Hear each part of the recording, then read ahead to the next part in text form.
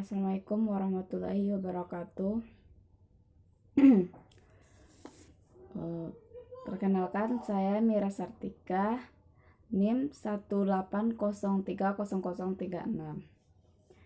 Baiklah, saya akan mempresentasikan materi kalkulus vektor untuk materi minggu 1 sampai minggu keempat.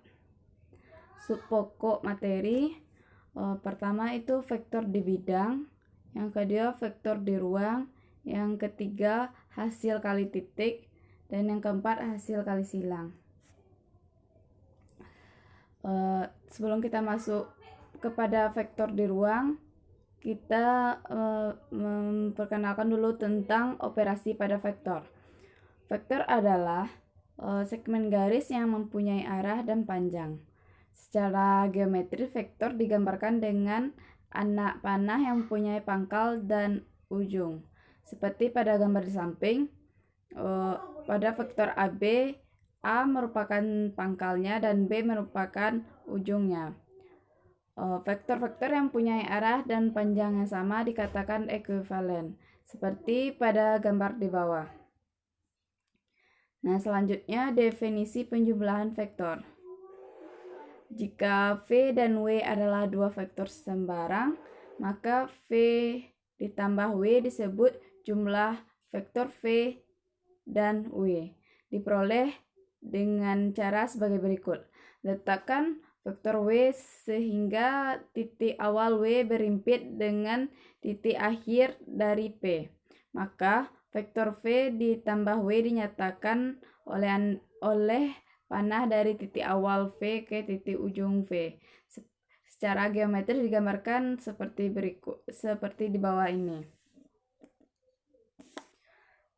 Vektor yang panjangnya 0 dinamakan vektor 0 dan dinyatakan dengan 0. Penjumlahan dengan vektor 0 didefinisikan 0 ditambah V sama dengan V ditambah 0 sama dengan V. Jika V sembarang vektor tak 0, maka negatif V adalah vektor yang mempunyai besaran sama seperti V, tetapi arahnya berlawanan dengan V, seperti gambar di bawah ini. Selanjutnya, definisi pengurangan vektor. Pengurangan dua vektor didefinisikan sebagai penjumlahan dengan vektor negatif. V dikurang W sama dengan V plus negatif W. Seperti pada gambar di bawah, digambarkan untuk pengurangan vektor. Definisi perkalian vektor. Perkalian vektor tak 0 V dengan skalar bilangan real tak 0 K didefinisikan sebagai vektor yang panjangnya mutlak K kali panjang V dan arahnya sama dengan arah V jika K besar dari 0 dan berlawanan arah jika V jika K-nya kecil dari 0. Untuk perkalian vektor digambarkan seperti di bawah ini. Di sini ada vektor V dikali dengan setengah menjadi setengah V, dikali dengan negatif 1 itu menjadi negatif V, dan dikali 2V itu menjadi 2V. Begitu untuk min 3V-nya. Nah, sekarang kita masuk pada vektor di bidang atau yang disebut dengan R2. Misalkan V suatu vektor pada bidang. Titik awal V diletakkan pada pusat sistem koordinat dan titik ujung V terletak pada koordinat V1, V2. Maka V1, V2 dinamakan komponen dari V. Dalam hal ini ditulis V sama dengan V1, V2. Secara geometri, V1 menyatakan komponen pada sumbu X dan V2 menyatakan komponen pada sumbu Y.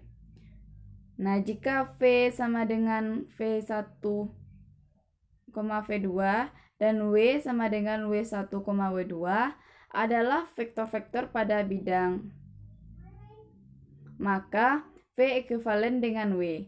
Jika dan hanya jika V1 dan W sama dengan W1 dan V2 sama dengan W2. Jika V sama dengan V1, V2 dan W sama dengan W1, W2, maka berlaku V ditambah W itu sama dengan kita tinggal menjumlahkan titik koordinat atau komponen yang seletak. Jadi di sini kita menjumlahkan V1 ditambah V2 di koma V2 ditambah W2. Yang kedua itu K dikali V sama dengan K dikali V1, K dikali V2 dengan K suatu skalar. Untuk contoh soalnya, misalkan V sama dengan min 2,1 dan W sama dengan 1,3. Maka untuk V ditambah W itu kita tinggal menambahkan komponen yang seletak sehingga kita mendapatkan hasil min 1,4. Untuk 2V itu kita mengalihkan 2 dengan nilai komponen pada V. Untuk V dikurang W, kita tinggal mengurangkan nilai komponen pada V dengan W, yaitu nilai komponennya yang seletak. Untuk W dikurang V, itu sebaliknya, kita tinggal mengurangkan nilai komponen pada W dan V untuk nilai komponen yang seletak. Secara geometris atau porsi operasi aljabar vektor digambarkan sebagai berikut.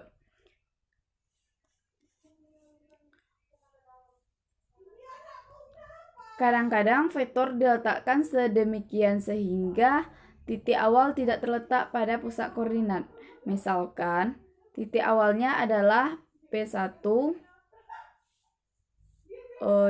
di mana X1 dikurangi 1 dan titik ujungnya adalah P2 X2 dikurangi Y2. Maka P1 bar dikali P2 bar sama dengan X2 dikurang X1, Y2 dikurang Y1. Komponen P1 bar, P2 bar didapatkan dengan mengurangkan koordinat titik awal dari koordinat titik ujung. Jika dijelaskan dengan gambar, maka didapatkan P1 P2 bar sama dengan O bar P2 bar dikurang O bar P1 bar sama dengan X2, Y2 dikurang X1, Y1 sama dengan, maka kita akan mendapatkan X2 dikurang X1 sama dengan Y2 dikurang Y1. Nah, ini ada contoh soalnya.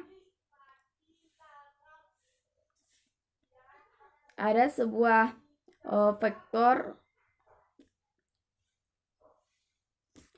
Nah, jika V sama dengan V1, V2 adalah vektor di R2, maka panjang vektor atau disebut dengan NOR V didefinisikan sebagai mutlak V sama dengan akar V1 kuadrat ditambah V2 kuadrat.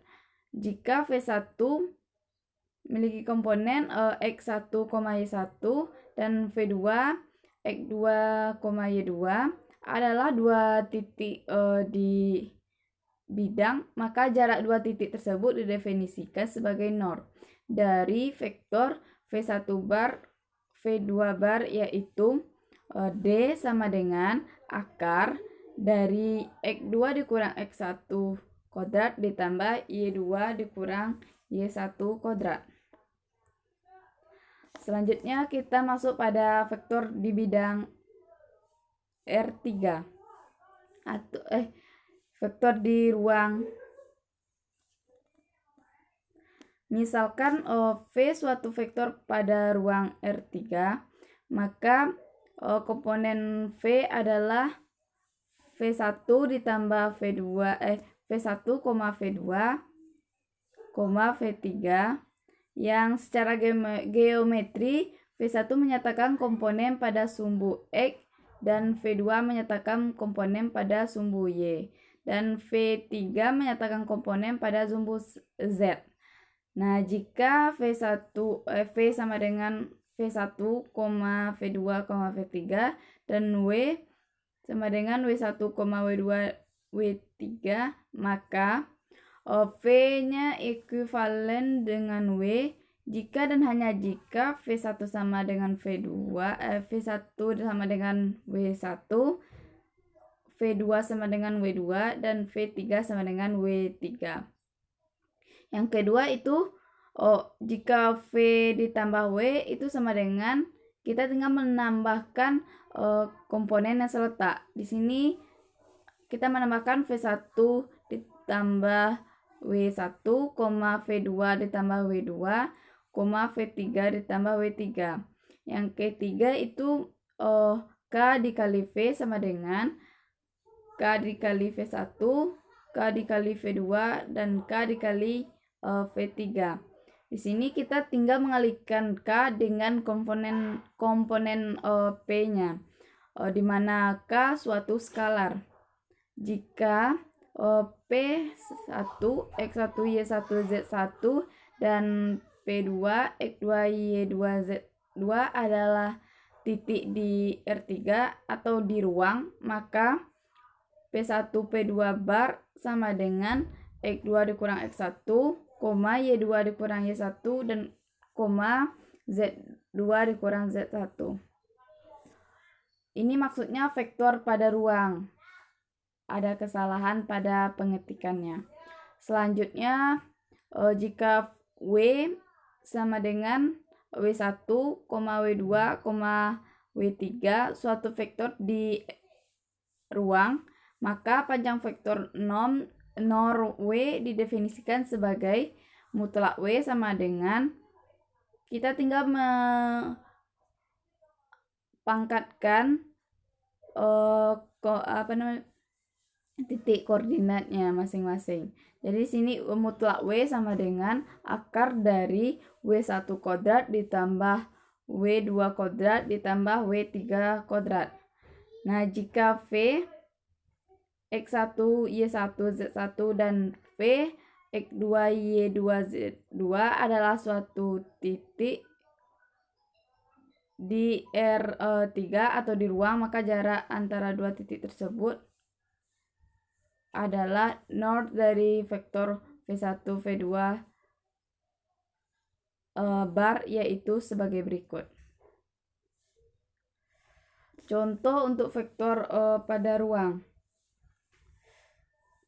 Ini adalah contoh untuk norma vektor dari vektor V sama dengan vektor V sama dengan 3,4,0. Maka untuk mencari norma vektornya adalah dengan rumus sebelumnya. Nah, didapatkan mutlak V sama dengan akar, kita tinggal mengakarkan penjumlahan vektornya, tapi vektornya tersebut dikodratkan. Nah, di sini itu dapatkan akar dari 3 kuadrat ditambah 4 kuadrat ditambah 0 kuadrat. Nah, di sini mendapatkan hasil 5. Untuk jarak di antara, ini contoh kedua, jarak di antara titik V1 2,1,0 dan V2 4,-3,1 adalah D sama dengan akar dari kita tinggal kita mengurangkan komponen yang seletak antara P2 dan P1 lalu kita kodratkan. Nah, di sini didapatkan yaitu akar 21. Kaidah dasar ilmu hitung vektor. Teorema. Jika U, V dan W adalah vektor dalam R2 atau R3, atau juga disebut dalam bidang atau ruang, dan K, L adalah skalar, maka hubungan yang berikut akan berlaku.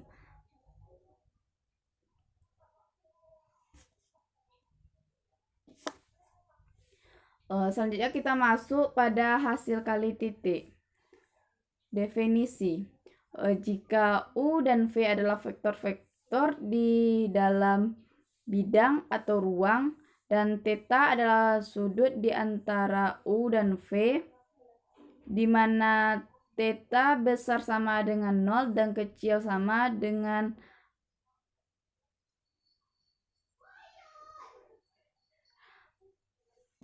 maka perkalian titik atau dot produknya atau perkalian dalam Euclides antara U dan V dinotasikan dengan U dikali V didefinisikan dengan U dikali V sama dengan mutlak U dikali mutlak V dikali cos theta. Dari definisi tersebut, jika U sama dengan 0 atau V sama dengan 0, maka jelas U dikali V sama dengan 0.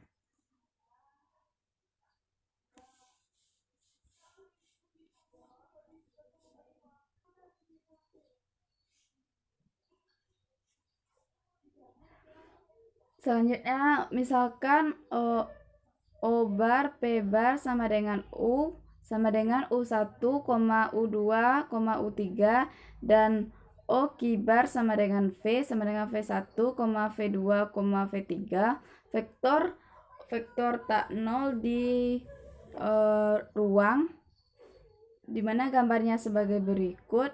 Di sini terdapat sebuah segitiga di mana terdapat segitiga OPQ.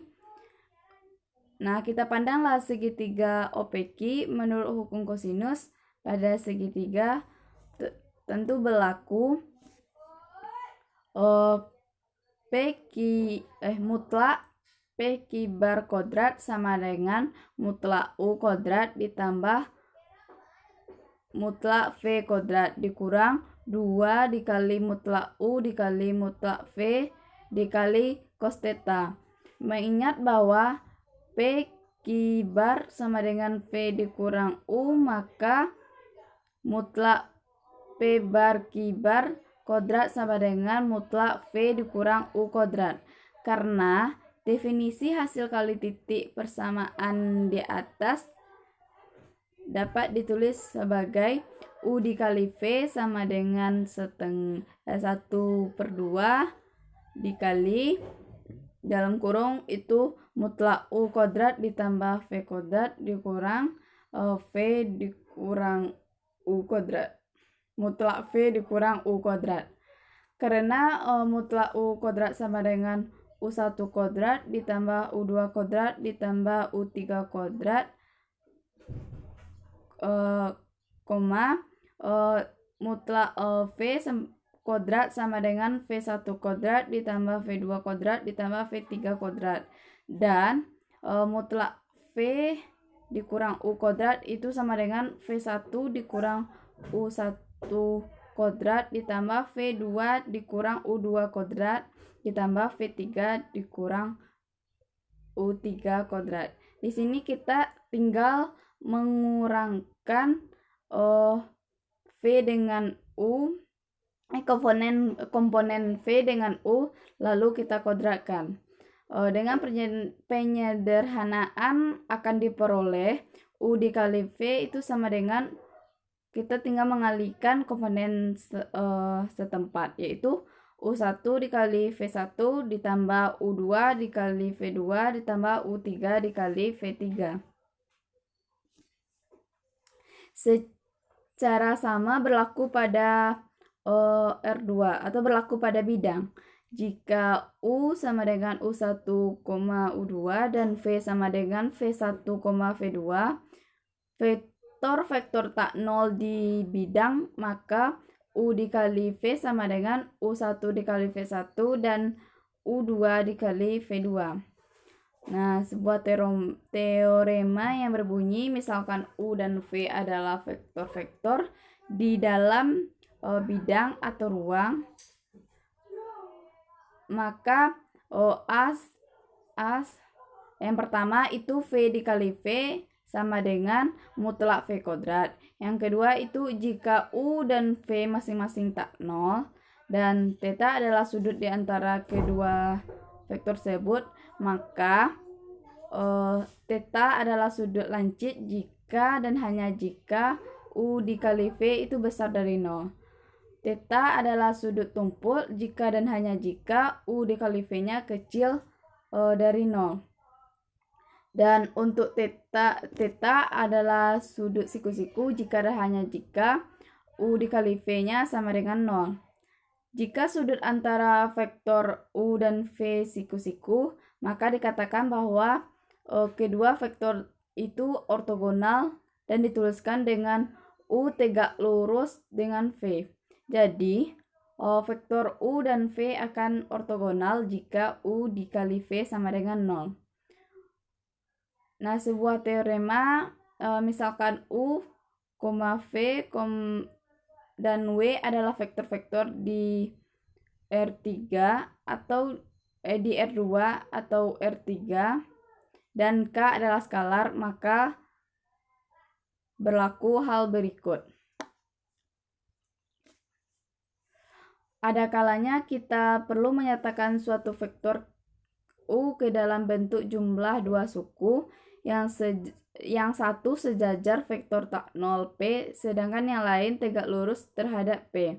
Keadaan vektor U dan dua vektor jumlahannya dapat digambarkan sebagai berikut. Nah, kita dapat melihat bahwa W2 itu sama dengan U dikurang W1.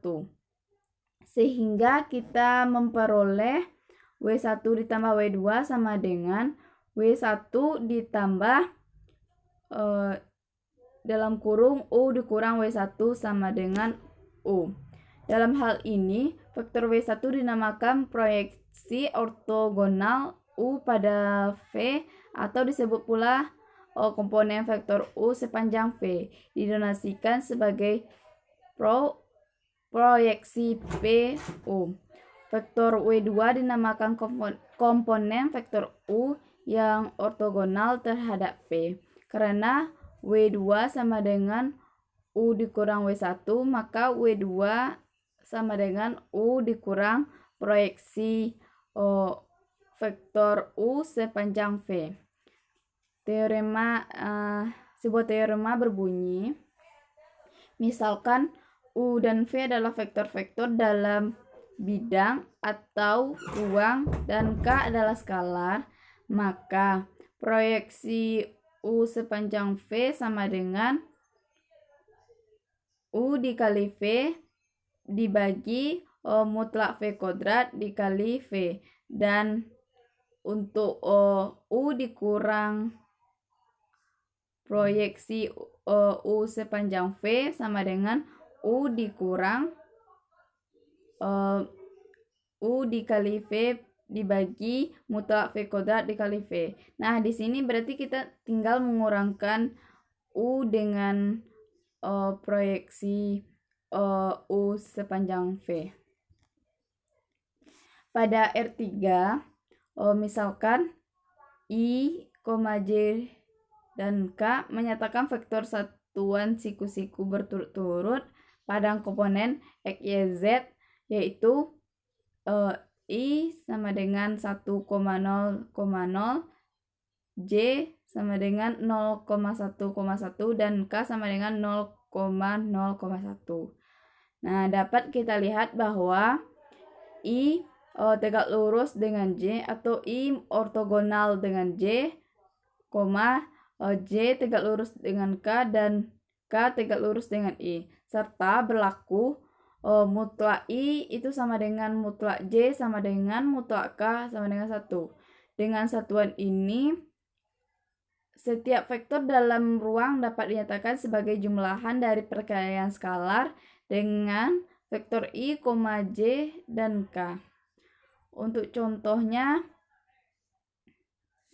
Nah, di sini sebuah vektor 2, min 1,3 dapat dinyatakan sebagai 2i, dikurang j ditambah 2k sebagai sebab vektor 2, min 1,3 itu sama dengan, kita tinggal mengalihkan vektor tersebut dengan nilai i yang telah ditetapkan di atas. Di sini kita mengalihkan 2 sama dengan 2 dikali 1,0,0 dikurang 0,1,0 ditambah 3 dikali 0,0,1.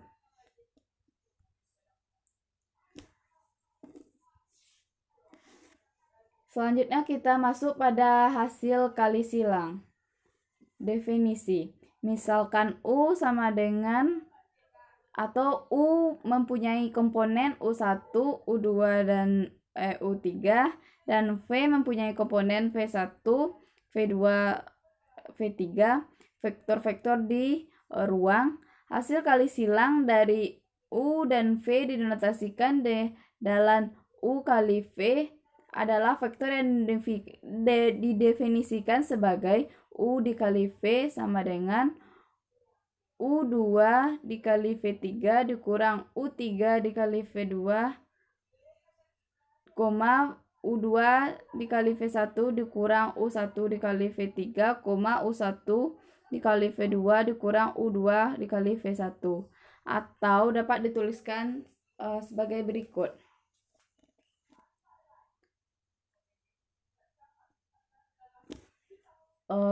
Selanjutnya sebuah teorema berbunyi jika U dan V adalah vektor-vektor di ruang, maka berlaku hal berikut. Yaitu yang pertama itu U dikali U silang V sama dengan 0. Yang kedua, V dikali U silang P sama dengan 0. C itu mutlak U silang V kuadrat itu sama dengan mutlak U kuadrat dikali mutlak V kuadrat dikurang U dikali V kuadrat. Ini disebut dengan identitas Lagrange. Teorema berikutnya, jika U, V, W adalah vektor-vektor di bidang dan K sebarang skalar, maka berlaku hal berikut. Misalkan kita mengetahui itu I sama dengan 1,0,0, J sama dengan 0,1,0 dan K 0,0,1 menyatakan vektor satuan siku-siku di ruang, maka untuk I dikali J kita tinggal menggunakan rumus yang sebelumnya. Maka di sini didapatkan hasil yaitu 0,0,1, di mana 0,0,1 itu adalah K. Secara sama akan diperoleh pula untuk J dikali K, untuk J silang K sama dengan I, K silang I sama dengan J. Begitu untuk selanjutnya. Jika karena itu hasil silang U dan V dapat dinyatakan pula sebagai U silang V. Nah, di sini kita tinggal mengalihkan dengan I, J, dan K sehingga didapatkan hasil sebagai berikut. Jika norma vektor mempunyai tafsiran geometri sebagai panjang suatu vektor, maka norma U silang V juga mempunyai tafsiran geometri yang khas. Dari identitas Lagrange, di mana mutlak U silang V kuadrat sama dengan mutlak U kuadrat dikali mutlak V kuadrat dikurang U kali V kuadrat. Dan definisi U kali V sama dengan mutlak U dikali V dikali cos theta, dengan theta menyatakan besar sudut antara U dan V, maka untuk mutlak U dikali V kuadrat sama dengan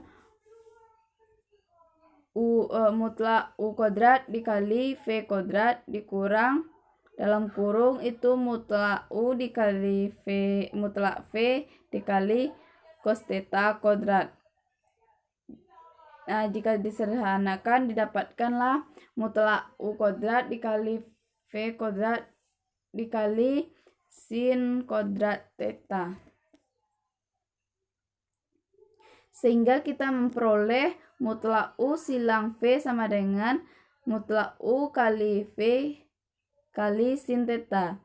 Jika digambarkan, V sin theta adalah tinggi jajaran genjang dengan sisi U dan V. Ini berarti mutlak U dikali V menyatakan luas jajaran genjang tersebut.